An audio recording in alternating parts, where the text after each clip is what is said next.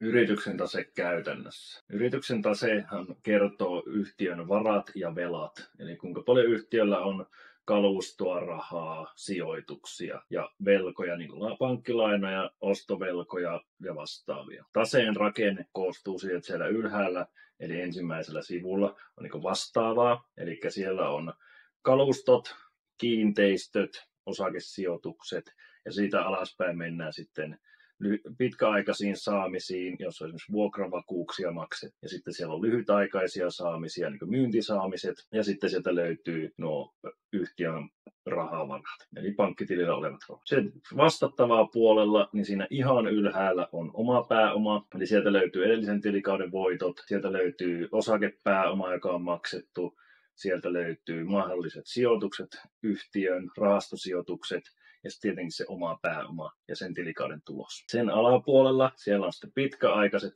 velat.